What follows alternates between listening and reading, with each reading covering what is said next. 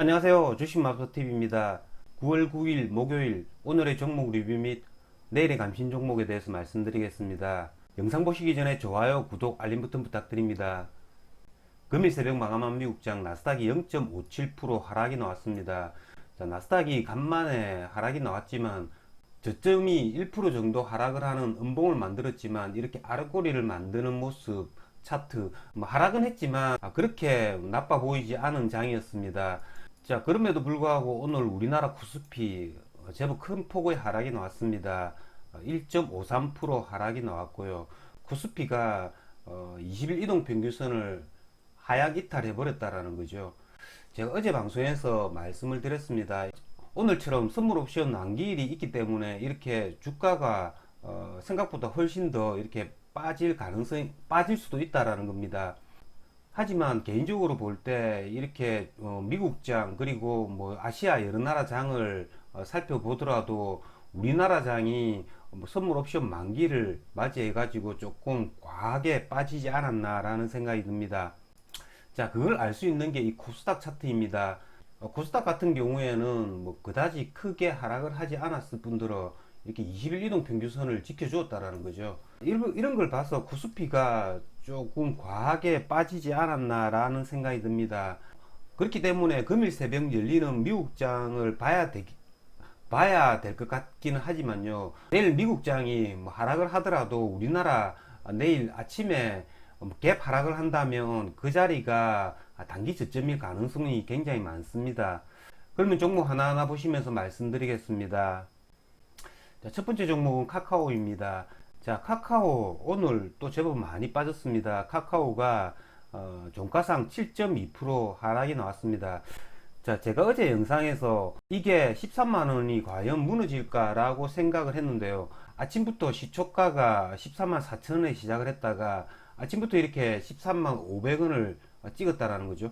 저 같은 경우에는 13만 500원에는 주문을 넣었지만 매수를 하지 못했고 13만 1000원에 매수를 해가지고 얘를 뭐 한 1% 정도 수익 실현하고 나왔습니다.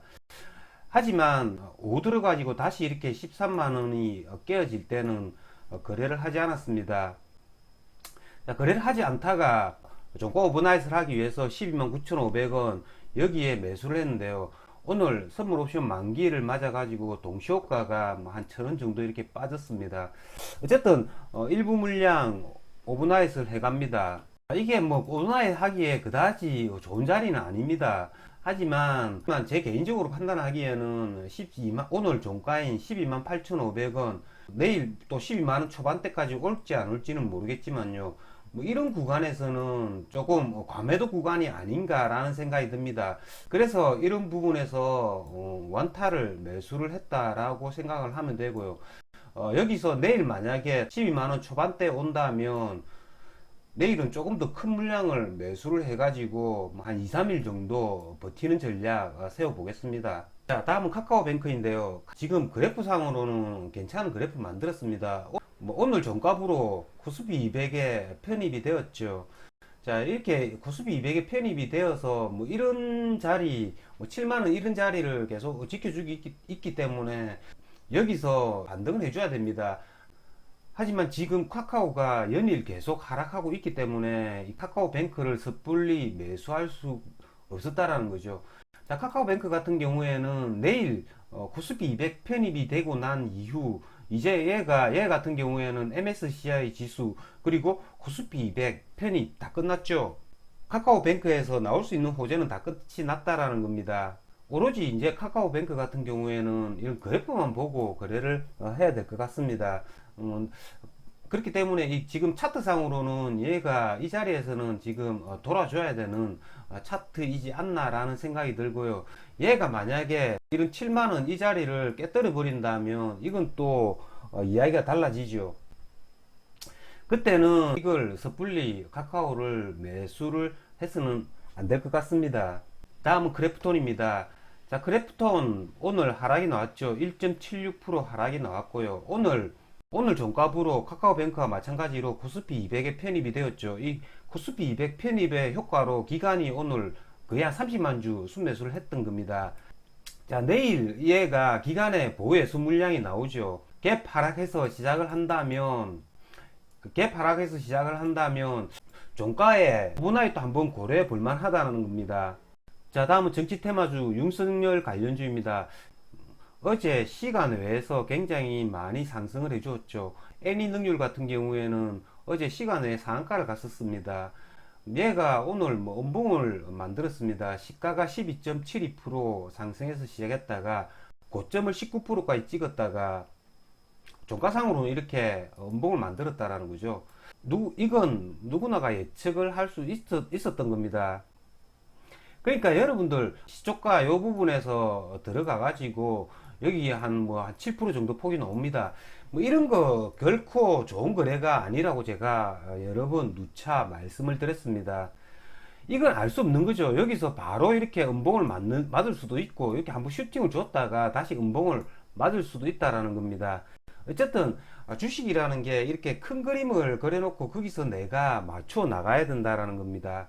윤석열 관련주들 대부분 이렇게 음봉을 만들었다라는 거. 저 같은 경우에는 윤석열 관련주는 거래를 하지 않습니다. 지지율이 1등이었다가 계속 떨어질 일만 남아있다라는 거죠.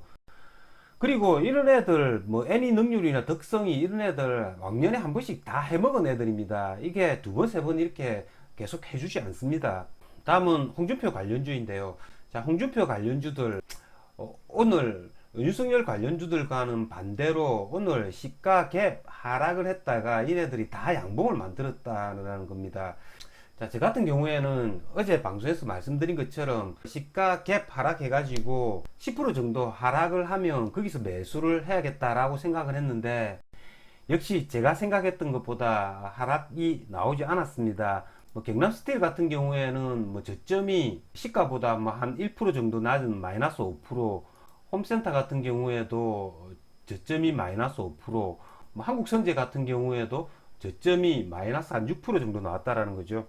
이게 저점이 한 8%에서 10% 정도만 나왔더라도 이걸 충분히 매수를 할 수 있었을 텐데 조금 제가 보수적으로 임했다라는 거. 얘네들이 굉장히 뭐 시세를 많이 주었죠. 결국에는 얘네들이 한번 이렇게 크게 쳐줬다라는 겁니다. 홍준표 관련주들은 지금 시간 외에서도 이렇게 또 상승을 하고 있습니다. 경남스틸이 2%, 한국선제가 2%, TBC 같은 경우에는 5.6%, 그리고 MH 에탄올 7%, 팜스비라는 애가 오늘 또 새로 홍준표 관련주에 묶여가지고 또 오늘 상한가를 갔죠. DSR 같은 경우에도 또 후발주자로 오늘 굉장히 큰 이렇게 상승폭을 주었다라는 거죠. 어쨌든 홍준표 관련주들은 장에 지금 뭐 새로운 테마들이 없기 때문에 계속 이렇게 하락과 상승 이걸 반복할 것 같습니다. 하지만 지금 현재 자리에서는 뭐 고점 돌파 매매를 하기보다는 오늘처럼 저점에서 매수를 해가지고 얘네들이 한번 쳐줄 때 매도하는 전략, 그런 전략을 쓰는 게 이렇게 높은 자리에 있는 애들은 잃지 않는 방법이라고 생각이 듭니다. 다음은 알루미늄 관련주들인데요. 얘네들 같은 경우에는 두 종목 다 투자 경고 종목으로 묶였습니다. 자, 조일 알루미늄 같은 경우에는 9월 2일 날 투자 경고 종목으로 묶여가지고 얘가 지금 투자 경고 종목 묶인 채로 이렇게 계속 상승을 해주었다는 거죠. 사막 알루미늄 같은 경우에는 어제 장 마감 후에 오늘 투자 경고 종목으로 지정된다는 뉴스, 그런 뉴스 때문에 얘가 갭 하락을 해가지고 오늘 13% 하락이 나왔습니다. 이렇게 투자 경고 종목에 묶인 애들 한 번만에 죽지 않습니다. 제가 계속 말씀을 드리죠. 이런 애들 첫 번째 저점은 이렇게 한 11선 부근 잡으시면 되고요. 절대 저점은 이렇게 이틀간 조정을 받았던 자리, 이런 자리 한번 저점 노려봐 가지고 반등 놓을 수 있다라는 거죠. 뭐 이걸 참조하기 위해서 전에 투자 경고 종목에 묶였던 바이오니아, 자, 이게 21이동 평균선이 처음 맞닿을 때 반등의 폭이 한 7%, 8% 이렇게 나왔다라는 겁니다. 오늘 다시 21이동 평균선을 무너뜨렸기 때문에 오늘 6만원을 이렇게 살짝 무너뜨렸죠. 하지만 얘네들 오늘 지금 시간의 가격이 4% 정도 이렇게 상승을 하고 있다라는 겁니다. 투자 경고 종목에 묶여가지고 지금 1, 2, 3, 4, 5일째 거래가 되고 있는데요. SK 바이오사이언스도 투자 경고 종목 묶여가지고 5거래일쯤에 이렇게 저점을 찍고 이렇게 조금씩 이렇게 반등을 해줍니다. 그리고 투자 경고 종목이 해제되었을 때 이렇게 한번 전고점 부분까지는 온다라는 거죠. 그런 시나리오대로 이런 애들이 움직이니까 사마 알루미늄도 이런 시나리오를 생각해 가면서 거래를 하시면 될 것 같습니다. 지금 어려운 장인데 여러분들 내일도 거래 잘 하셔가지고 성투하시길 기원 드리겠습니다. 이상으로 주식마법사TV를 마치겠습니다. 제 영상이 도움이 되셨다면 좋아요, 구독, 알림 버튼 부탁드립니다. 끝까지 시청하신 분들에게는 보유 종목이 급등할 수 있게끔 마법을 걸어드리겠습니다. 윙가르디움 레비오사 감사합니다.